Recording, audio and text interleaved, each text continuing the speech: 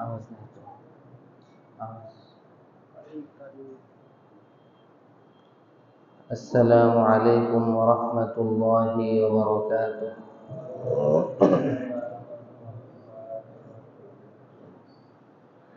إن الحمد لله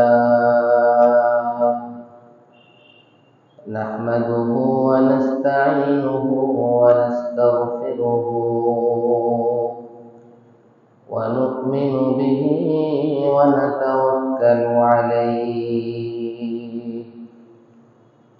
ونعوذ بالله من شرور أنفسنا ومن سيئات أعمالنا. من يهده الله فلا مضل له ومن يضلله فلا هادي له. ونشهد أن لا إله إلا الله وحده لا شريك له. ونشهد أن سيدنا ومولانا محمدا عبده ورسوله الذي أرسله بالحق بشيرا ونذيرا وداعيا إلى الله بإذنه وسراجا منيرا. أما بعد فأعوذ بالله من الشيطان الرجيم.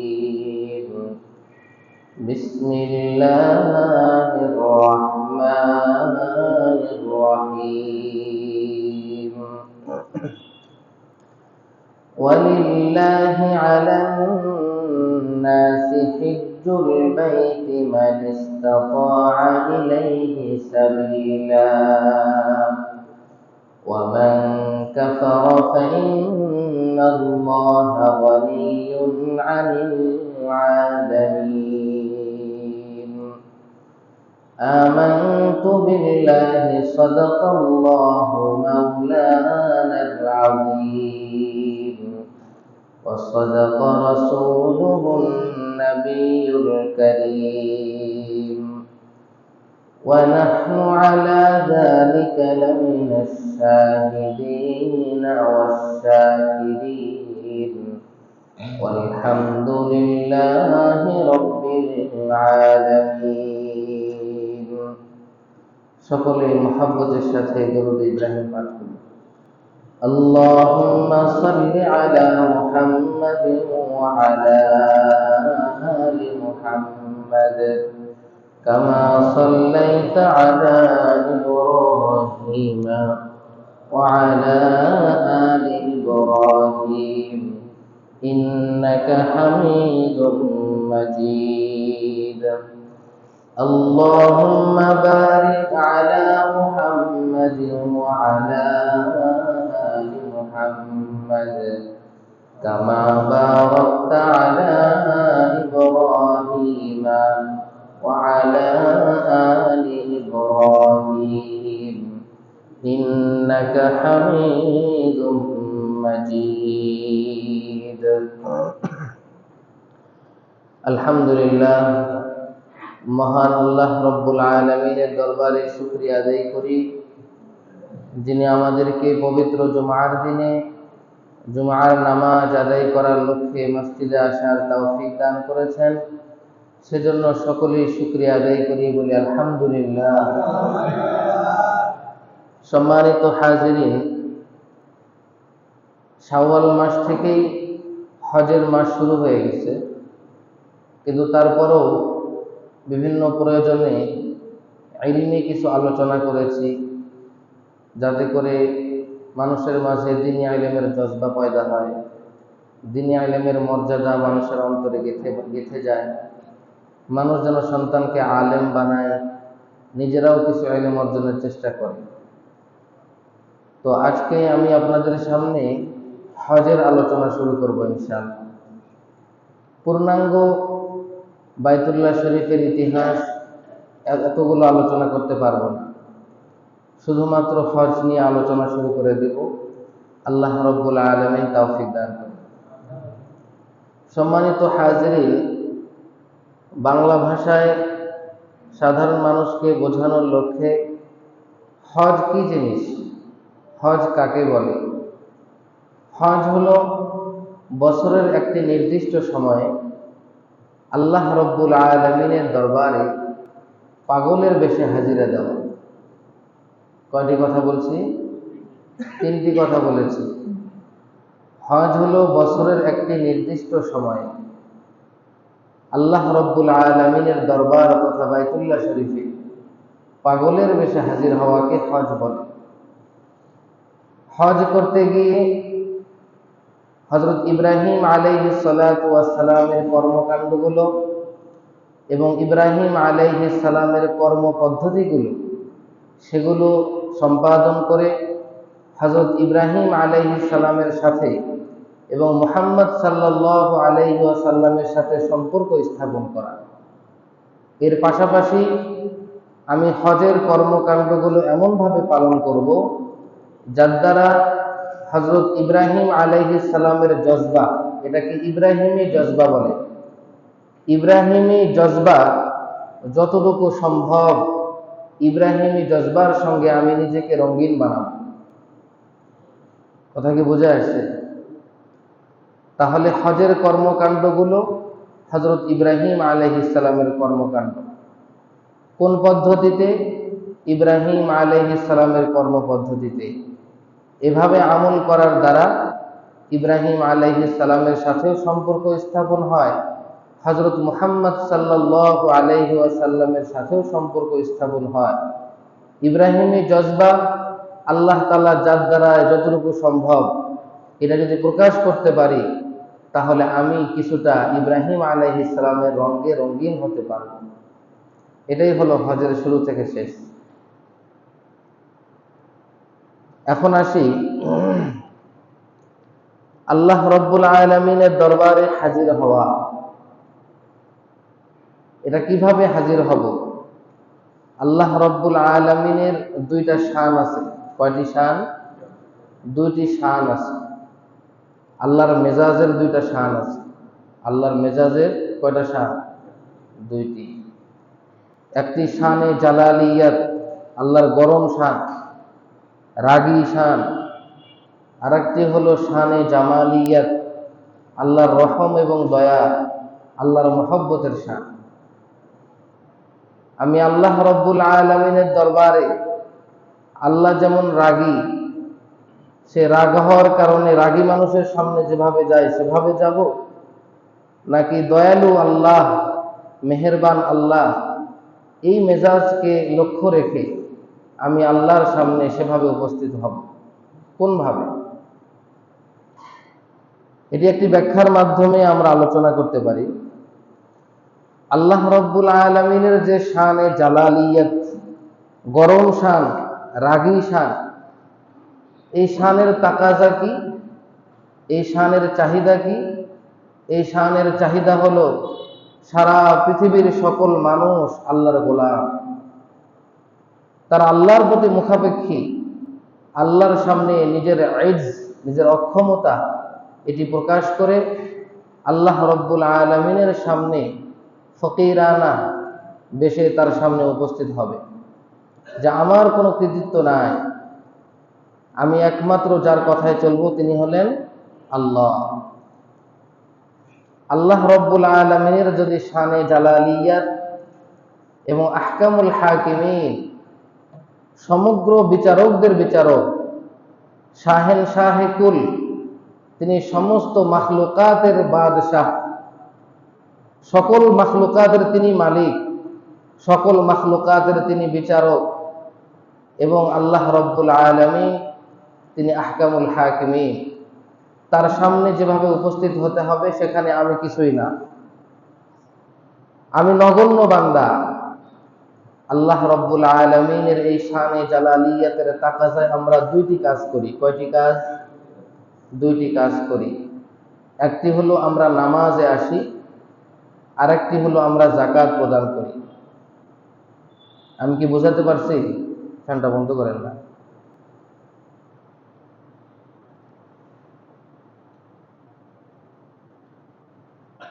একটি হলো আল্লাহ রব্বুল আলামিনের সামনে নামাজে দণ্ডায়মান হওয়া। এটি আমি কিভাবে দণ্ডায়মান হব? যে তিনি আহকামুল হাকিমিন, সমগ্র জগতের বাদশাহ, এই আল্লাহ হলো শানে জালালিয়াতে আছেন, রাগী ভাবে আছেন। এজন্য নামাজে ডানে বামে কোনো নড়াচড়া নাই, ডানে বামে সামনে উপরে নিচে তাকাতাকি নাই। তাকবীরে তাহরিমা বাঁধছি তো আমার নিজের কোনো ইচ্ছায় কোনো কাজ করার ক্ষমতা আমার নাই, আমি আল্লাহর সামনে দণ্ডায়মান। আরেকটি বিষয় হলো সে আল্লাহ রব্বুল আলামিন আমাকে আদেশ করেছেন আমার সম্পদের 40 ভাগের 1 ভাগ আমি যাকাত থেকে বের করে দিব, এখানে কোনো আপিল চলবে না। আল্লাহ রব্বুল আলামিনের এই শানে জালালিয়াতের তাকাজা অনুযায়ী বান্দা যে 2টি ফরজ পালন করে তার একটির নাম হলো নামাজ, এখানে আল্লাহর জালালিয়াতের সামনে দাঁড়াইতে হয়। আরেকটি হলো যাকাত, যেখানে কোনো হেরফের চলে না। 2 নাম্বার আল্লাহর যে শান, সেটি হলো আল্লাহর জামালিয়াত, আল্লাহর সৌন্দর্য। একজন মানুষ অপর মানুষকে ভালোবাসে, হয়তো রূপের কারণে, অত সুন্দর রূপ, অথবা সেই মানুষ আমাকে মেহেরবানি করে, টাকা পয়সা দেয়, দেখভাল করে, অথবা বাবা মা ভাই আমাকে প্রতিপালন করে, আমি তার ইহসানের গোলাম, আমি তার অনুগ্রহের শিকার। এখন তাকে ভালো না বেশে আমার উপায় নাই। আপনারা বলুন তো, আপনার বাবা আপনার ভাই আপনাকে যে পরিমাণ ইহসান উপকার করেছে, তার থেকে আমার আল্লাহ কি কম উপকার করেছে নাকি বেশি? আমার বাবা মা আমাকে যে পরিমাণ প্রতিপালন করে, দুধ খাওয়ায়, পায়খানা পেশাব পরিষ্কার করায় দিয়ে, ঘুমায় দিয়ে, চিকিৎসা করে, তিলে তিলে প্রতিপালন করে যে আল্লাহ বড় করলেন, সে আল্লাহ রুবুবিয়্যাত প্রতিপালন বেশি বড় নাকি আমার বাবা মার প্রতিপালন বেশি বড়? আল্লাহর প্রতিপালন অনেক বেশি বড়। এজন্য আল্লাহ রব্বুল আলামিন এত বড় মেহেরবান, এবং আল্লাহর সৌন্দর্যের কোনো অভাব নাই।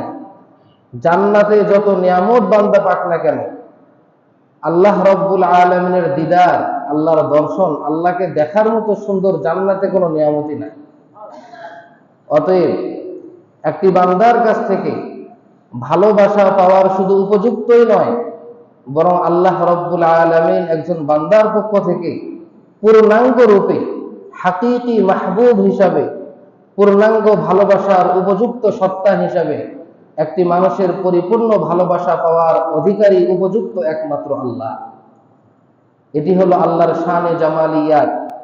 সুতরাং পৃথিবীর মানুষ তুমি কাকে কি পরিমাণ ভালোবাসো দেখার বিষয় না, কিন্তু তোমার অন্তরে সেই মহান রব্বুল আলামিনের ভালোবাসা, এটা তোমার বুকটা ভালোবাসায় ভরা আছে কিনা সেটা দেখার বিষয়। এই জন্য আল্লাহ রব্বুল আলামিন আমাদের উপরে রমজানের রোজা ফরজ করেছেন, আমাদের উপরে বাইতুল্লাহ শরীফের হজ ফরজ করেছেন আল্লাহর মহব্বত এবং পেয়ারের জন্য। কিসের জন্য? আল্লাহর মহব্বত এবং ভালোবাসার জন্য। একটি মানুষ যখন কাহারও প্রতি পাগল হয়, খানা পিনা ছেড়ে দেয়, নিজের মনের কামনা বাসনা ছেড়ে দেয়, মহান আল্লাহ রব্বুল আলামিনকে যখন বান্দা ভালোবাসে, সে আল্লাহ রব্বুল আলামিনের ভালোবাসার তাকাজায় আমার আল্লাহ রমজান মাসে রোজা ফরজ করেছে, আমি সকাল থেকে সন্ধ্যা পর্যন্ত আমি একটি দানাও খাবো না, 1 ফোঁটা পানি পান করব না, আমি আমার হালাল স্ত্রী থাকা সত্ত্বেও আমি সহবাস করব না। এটি হলো আল্লাহর পাগলের আলামত। এর থেকে চূড়ান্ত পর্যায়ের আলামত হলো হজ্জে বাইতুল্লাহ শরীফের হজ করা। আমি মহান আল্লাহ রব্বুল আলামিনের দরবারে হাজির হব, এটি হলো আল্লাহ রব্বুল আলামিনের শানে জালালিয়াতের সামনে দাঁড়ানো নয়, ভয়ে কিছুই করতে পারি না, এরকম নয়। এখানে আপনি আল্লাহর পাগল হয়ে পাগলের ন্যায় আচরণ আপনার কাছ থেকে প্রকাশ পেতে হবে। আপনি যখন বাইতুল্লাহ শরীফে রওনা হবেন, আল্লাহর দরবারে বছরের একটি নির্দিষ্ট সময়ে যখন আল্লাহর ঘরে যাবেন, আপনার শরীরে পাগলের ভেষ আসতে হবে। আপনি এমন পোশাক পরবেন যেটা সেলাই করা থাকতে পারবে না। মাথার মধ্যে, যে কোনো দেশের আপনি সম্রাট হন, মাথার মধ্যে রাজ মুকুট পরা চলবে না। আপনার শরীরে, পায়ের মধ্যে আপনি শু জুতা পরতে পারবেন না, স্যান্ডেল পরতে হবে।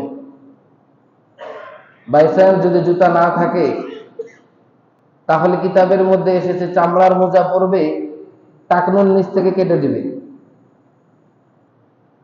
খালি পা খালি মাথা, এমনই ভাবে আপনি মোষ কাটতে পারবেন না, হাতের নখ কাটতে পারবেন না, আপনি তেল লাগাতে পারবেন না, মাথার চুল আশ্রাইতে পারবেন না, আপনি সুগন্ধি লাগাতে পারবেন না।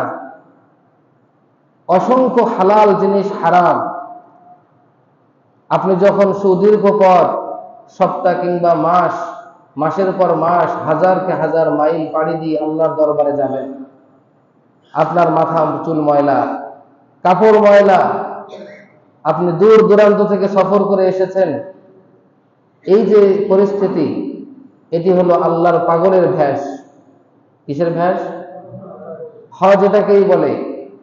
বছরের নির্দিষ্ট সময়ে আল্লাহর দরবারে পাগলের বেশে হাজির হওয়াকে, এই হাজির ওখানে যে হব, এই হাজির হওয়া, এটি আল্লাহর জালালিয়াতের মতো নয়, আল্লাহর জামালিয়াতের দিকে লক্ষ্য করে।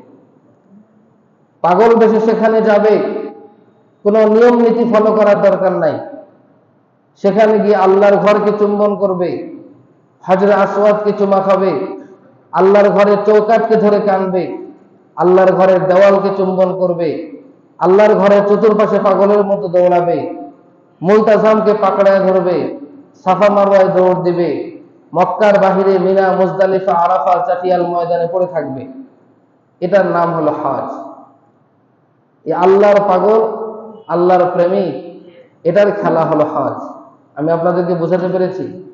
অতএব আমি বাইতুল্লাহ শরীফে হজ করতে যাব, আমার ভিতরে যে কাজটা করবে, যে অনুভূতি, তা হলো আমি আল্লাহর পাগল। আমার সৌন্দর্য নাই, আমার তেল লাগানো নাই, আমার মাথার চুল আঁচড়ানো নাই, আমি আল্লাহ, আমার মাহবুব আল্লাহকে দেখতে পাবো না, আল্লাহর ঘর দেখে দিলকে সান্ত্বনা করব।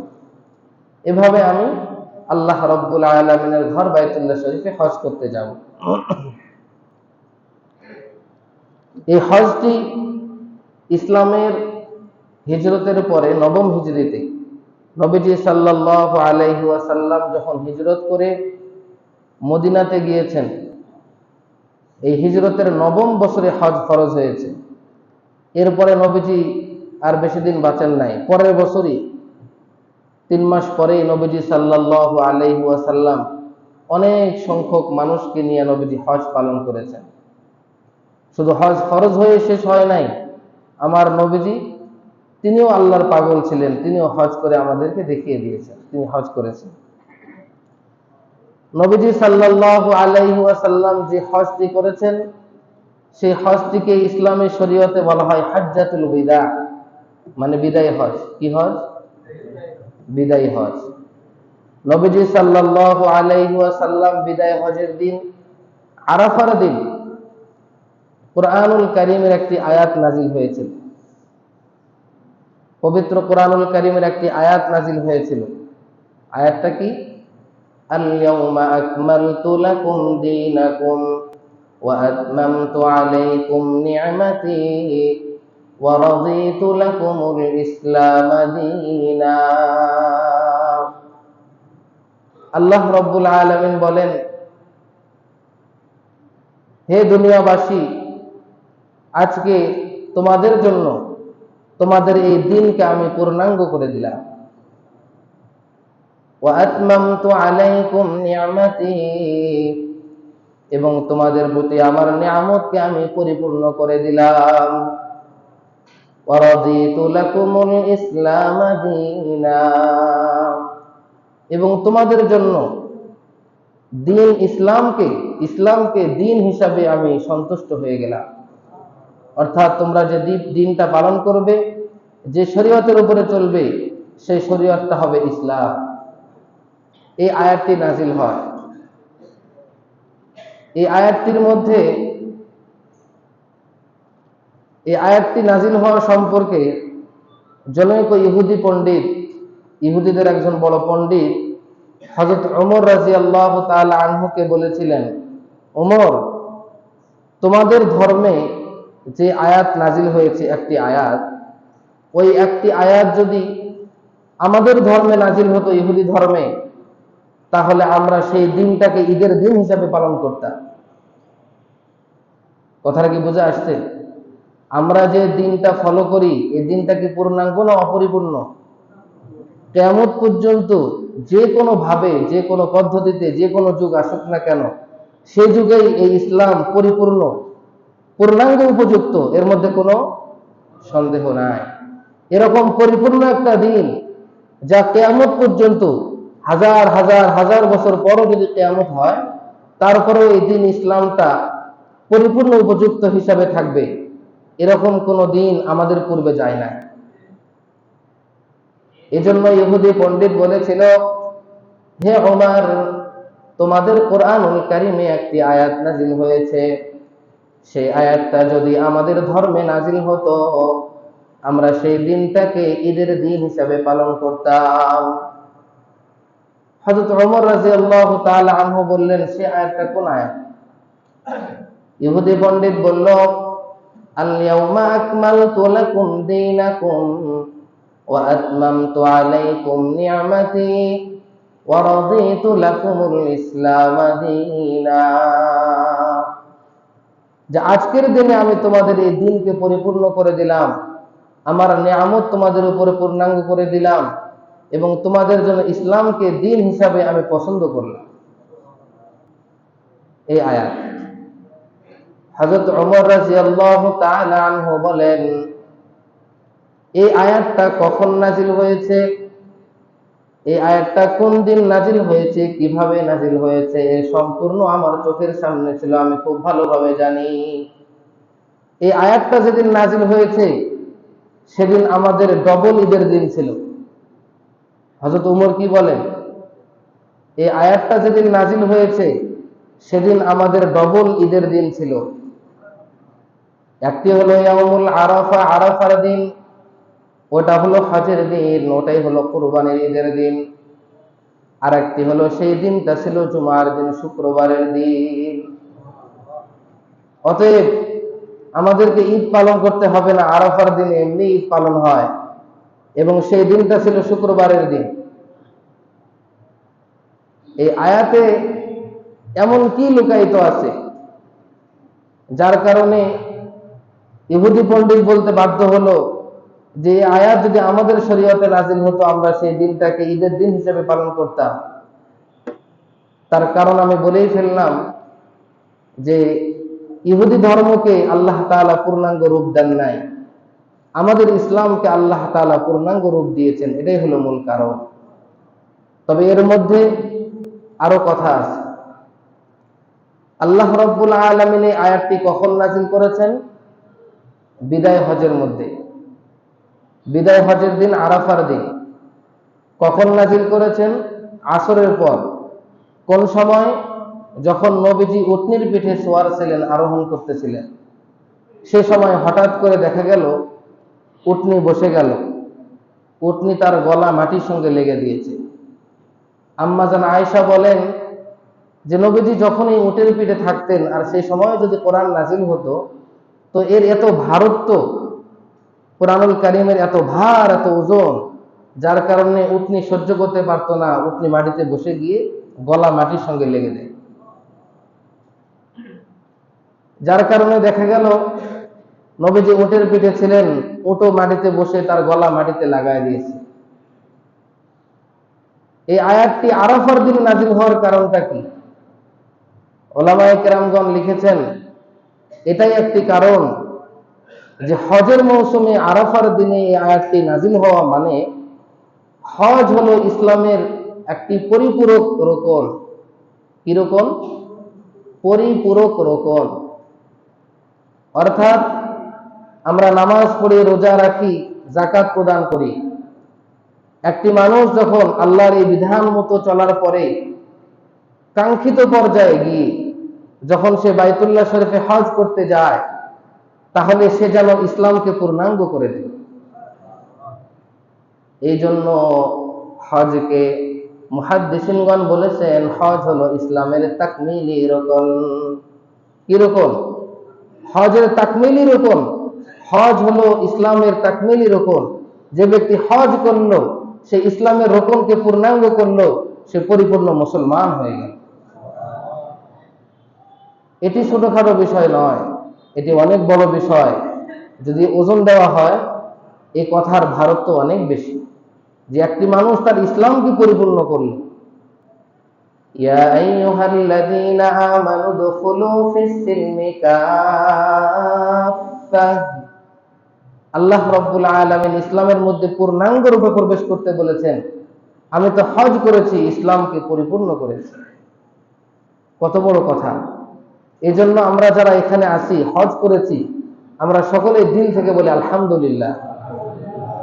আল্লাহু আকবার।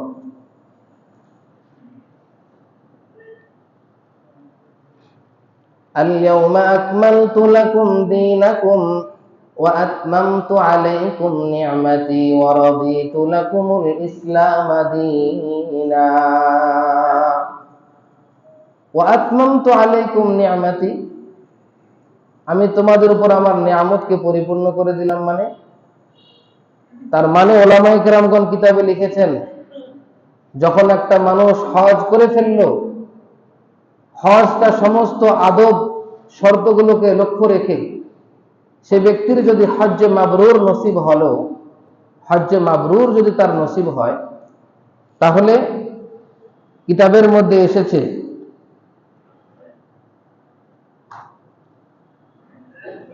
সেই ব্যক্তির যদি হজ্জে মাবরুরটা নসিব হয়, আল্লাহ রাব্বুল আলামিন দুনিয়াতে তার কোনোদিন দারিদ্রতা আসবে না। আল্লাহ রাব্বুল আলামিনের মেহমান হিসাবে, আল্লাহর পক্ষ থেকে উপঢৌকন হিসাবে দুনিয়াতে সে ব্যক্তি কোনোদিন দরিদ্র হবে না। আল্লাহ রাব্বুল আলামিন তাকে আরো কিছু পুরস্কার দিবেন। সর্বশেষ পুরস্কার হলো আল্লাহ রাব্বুল আলামিন এই হজ্জে মাবরুরের ওসিলায় তার জন্য জান্নাতের ফয়সালা করে দিবেন।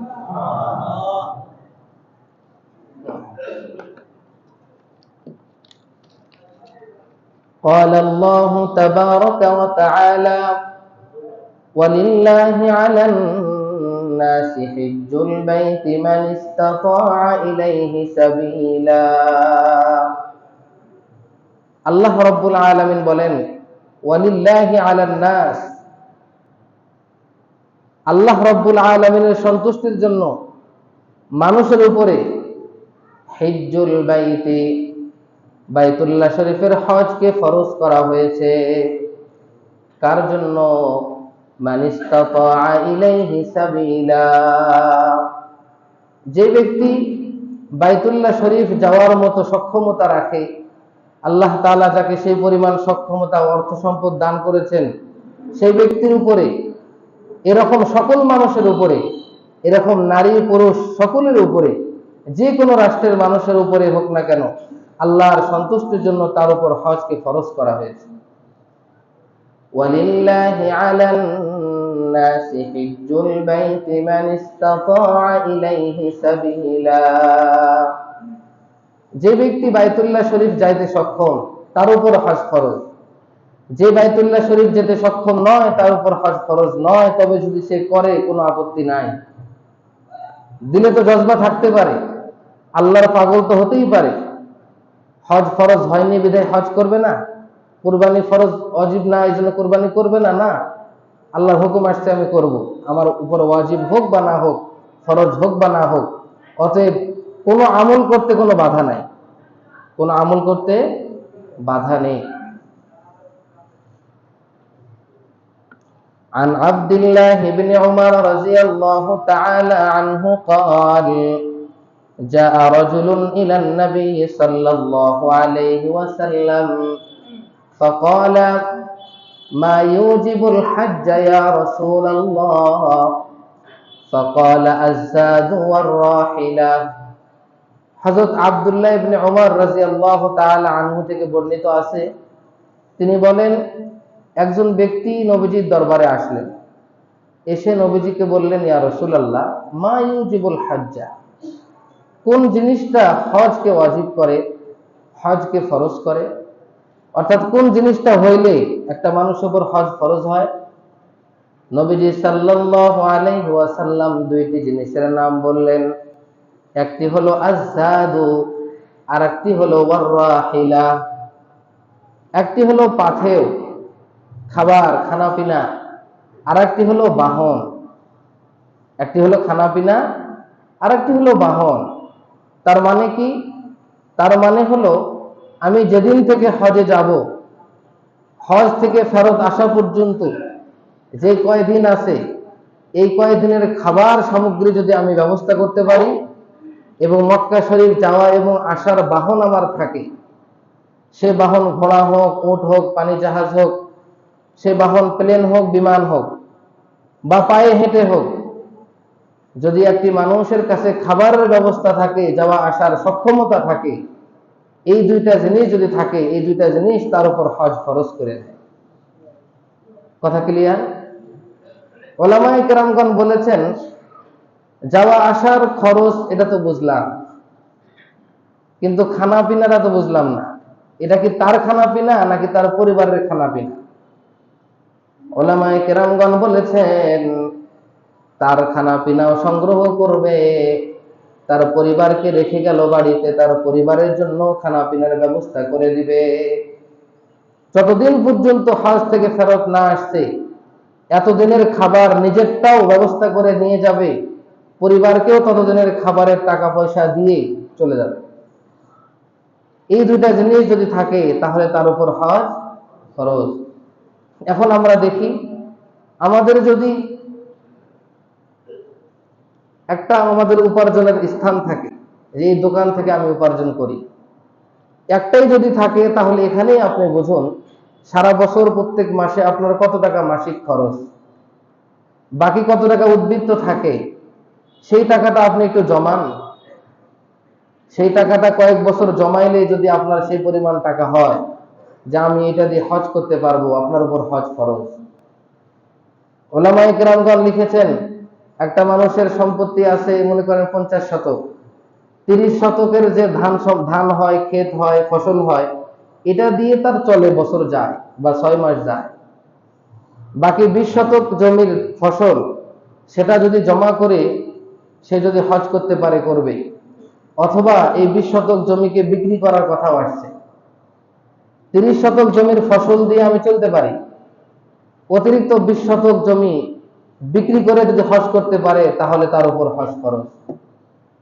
আমি কয়েকটি বাসার ভাড়া পাই, একটি বাসার ভাড়া হলে আমার চলে সংসার, আরেকটি বাসার ভাড়া এটা আমি জমা করি বা আমি উন্নতি করি, কাজে লাগাই, তাহলে উলামায়ে কেরামগণ বলেছেন ওই যে মাসিক খরচ বাদ দিয়ে যতটুকু টাকা তুমি জমা করছো, উন্নতি করছো, ওই টাকাটা জমা করে হজে যেতে হবে। আপনি যদি বলেন যে আমার আরো লাগবে, আরো কোনো সীমা নাই, আরো কোনোদিন গিয়ে থামবে না যে আর লাগবে না। আলহাকুমুত তাকাসুর হাত্তা যুরতুমুল মাকাবির। আলহাকুমুত তাকাসুর, প্রাচুর্যতা, আরো চাই আরো চাই, আধিক্যতা, এটা তোমাদেরকে ইলহা করে রেখেছে, পাগল করে রেখেছে, উন্মাদ করে রেখেছে। তোমরা শুধু আরো আরোর পিছনে ঘুরছো। এই আরোর পিছনে ঘুরবা কতদিন? হাত্তা যুরতুমুল মাকাবির, যতক্ষণ পর্যন্ত তোমরা কবরের সঙ্গে জিয়ারত না করবে, কবরের সঙ্গে সাক্ষাৎ না করবে, ততদিন পর্যন্ত আরো তোমাদের লাগবে। অতএব আরোর পিছনে ঘুরতে বলা হয় নাই। আমার নবীর সম্পত্তির দিকে যদি আমি লক্ষ্য করি, আমার নবীর সেই পরিমাণ সম্পদ ছিল না হজে যাওয়ার মতো। কিন্তু আমার নবী হজ করেছেন? আমার নবীর সাহাবায়ে কেরাম সকলে হজে যাওয়ার সক্ষম ছিলেন না, তারাও হজ করেছেন। টাকার বিষয় না, আপনার ভিতরে আল্লাহর প্রেম কতটুকু আছে, আপনি আল্লাহর জন্য কতটুকু পাগল পান, এটাই হলো দেখার বিষয়। এই হজ আমাদের উপরে প্রত্যেক বছর ফরজ করা হয় নাই। নামাজ প্রতিদিন ফরজ, রোজা প্রত্যেক বছর ফরজ, যাকাত প্রত্যেক বছর ফরজ, হজ জীবনে একবার ফরজ। হজ জীবনে একবার ফরজ। সাহাবী জিজ্ঞাসা করেছিলেন, আকুল্লা আমিন ইয়া রাসূলুল্লাহ, হজ যে ফরজ করা হলো, প্রত্যেক বছর কি হজ করতে হবে নাকি? সে তিনবার নবীজিকে প্রশ্ন করেছে, নবীজি একবারও উত্তর দেন নাই। এক পর্যায়ে নবীজি বললেন, যদি লাউ কুলতু নাআম লা ওয়াজাবাত ওয়ালা মাসতাতাতুম, যদি আমি বলে ফেলতাম হ্যাঁ প্রত্যেক বছর ফরজ, তাহলে তোমাদের উপর ওয়াজিব হয়ে যেত, কিন্তু তোমরা প্রতি বছর পালন করতে সক্ষম হতে না। এই জন্য নবীজি আদব শিক্ষা দিলেন, আমি যতটুকু হুকুম করব অতটুকু যতখানি তোমার সাধ্য আছে পালন করো, বেশি প্রশ্ন করো না। পূর্ববর্তী নবীদের জাতিরা, নবীজি সাল্লাল্লাহু আলাইহি ওয়াসাল্লামের পূর্বে যত জাতি ছিল, ইহুদি জাতি, তারা তাদের নবীদেরকে, আম্বিয়াদেরকে, পয়গম্বরদেরকে অধিক প্রশ্ন করার কারণে ধ্বংস হয়েছে। এজন্য তোমরা দারুনি মা তারাকতুকুম ওয়া দাউহু মা নাহাইতুকুম, তোমরা আমাকে ছেড়ে দাও, আমি যতটুকু বলে ছেড়ে দিয়েছি ছেড়ে দাও, আর আমি যতটুকু করতে নিষেধ করেছি যত সম্ভব ছেড়ে দিবা। এই জন্য আমাদের উপরে হজ একবারই ফরজ। হজের শর্ত সারায়ত সম্পর্কে যদি আল্লাহ সময় দেয় আগামী সপ্তাহে হবে। তবে হজের কিছু, এই হজ যদি কোনো বান্দা ছেড়ে দেয়, একটি মানুষের উপর হজ ফরজ হয়েছে অনেকদিন আগে, হজ করতেছে না বাহানায়, বিভিন্ন বাহানা, ব্যবসা আরো উন্নতি হোক, আরো কয়েকটা প্রজেক্ট বাড়াই, বাড়ি করি, গাড়ি করি, বিভিন্ন আজেবাজে, মেয়েকে বিবাহ দেই, ছেলেকে পড়াচ্ছি, ছেলে বিদেশ যাবে, তার ফিউচার হবে, বিভিন্ন ধরনের চিন্তা ভাবনায় যদি হজকে পিছায় দিই তাহলে কি হবে? নবীজি সাল্লাল্লাহু আলাইহি ওয়াসাল্লাম বলেন, عن علي رضي الله تعالى عنه قال قال رسول الله صلى الله عليه وسلم من ملك زادا وراحلة تبلغه إلى بيت الله ولم يحج فلا عليه أن يموت يهوديا أو نصرانيا। হযরত আলী রাদিয়াল্লাহু তাআলা আনহু থেকে বর্ণিত, নবীজি বলেছেন, মান মালাকা যাদান ওয়া রাহিলাতান, যে ব্যক্তি মক্কা শরীফে যাওয়া আসার মতো খানাপিনা এবং যাওয়া আসার মতো বাহনের ব্যবস্থা করতে পারে, ও মান মালাকা যাদান ওয়া রাহিলাতান তুবাল্লিগুহু ইলা বাইতিল্লাহ, এতটুকু পরিমাণ খানাপিনা, এতটুকু পরিমাণ টাকা পয়সা যার দ্বারাই তুবাল্লিগুহু ইলা বাইতিল্লাহ, তাকে বাইতুল্লাহ পর্যন্ত পৌঁছাতে পারে, এতটুকু টাকা পয়সার যদি মালিক হয়, ওয়ালাম ইয়াহুজ্জা, আর সে হজ করলো না, ফালা আলাইহি আইয়ামুতা ইয়াহুদিয়ান আও নাসরানিয়া, সে ইহুদি হয়ে মরলো নাকি নাসারা হয়ে মরলো তাতে আমার কোনো যায় আসে না। ইহুদি হয়ে মরুক, নাসারা হয়ে মরুক, আজকে একটা বিপদে পড়লে, যখন আমি সুপ্রিম কোর্টে, হাইকোর্টে যাই, আমার উকিল ব্যারিস্টারের প্রয়োজন হয় আমার জন্য ওকালতি করার জন্য, আমার নবী বলতেছেন তার কোনো পরোয়া করি না আমি। কাল কিয়ামতের মাঠে আমি আপনি যে আমল করি এই দিয়ে পার পাওয়ার কোনো উপায় নাই। আমার নবীর সুপারিশ, আমার নবীর দয়া, আমার নবীর পক্ষ থেকে একটু মায়া, একটু ইহসান আমাদের দরকার আছে। দেখুন কি এই হাদিসের ব্যাখ্যায় উলামায়ে কেরামগণ কি বলেছেন। এই হাদিসের ব্যাখ্যায় উলামায়ে কেরামগণ বলেছেন, যে ব্যক্তি হজ করলো না সে ইহুদি নাসারার মতো মরবে। মুশরিক যারা শিরিক করে তাদের মতো মরবে না এটা বলে নাই। কেন?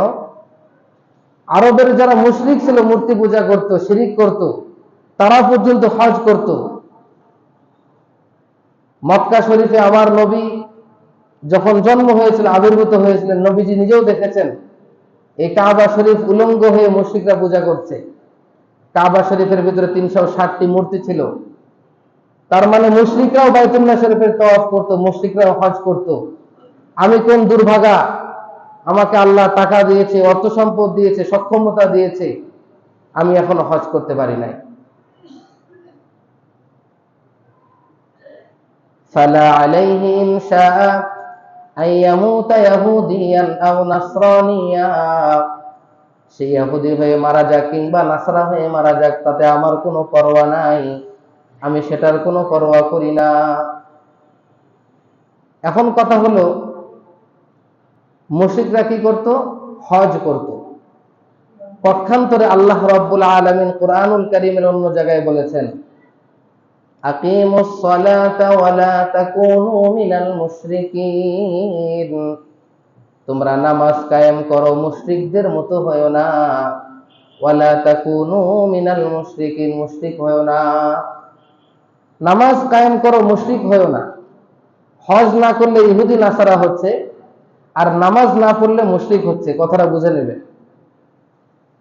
হজ না করলে ইহুদি হচ্ছে, নাসারা হয়ে যাচ্ছে, খ্রিস্টান হচ্ছে, আর নামাজ না পড়লে মুশরিক হচ্ছে। তার মানে কি? আমাদের পূর্ববর্তী জাতি উম্মত তারাই ছিল, নামাজ পড়তো না, হজ করতো, এরা হলো মুশরিক।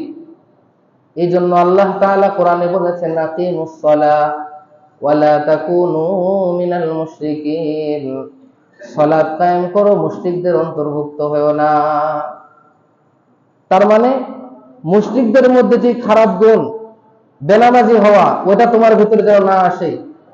আর হজ ফেলে দেওয়ার কারণে, হজের ফরজিয়াতকে নষ্ট করার কারণে ইহুদিদের ভিতরে যে বদ খাসলাত ছিল, তারা হজ করতো না, ইহুদিদের খাসলাত যেন তোমার ভিতরে না আসে।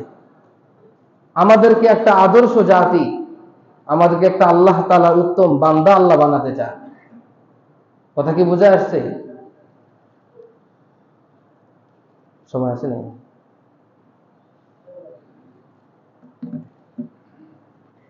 একটা হাদিস বলে শেষ করে দেব, একটা ওয়াজের ফিনিশিং আছে।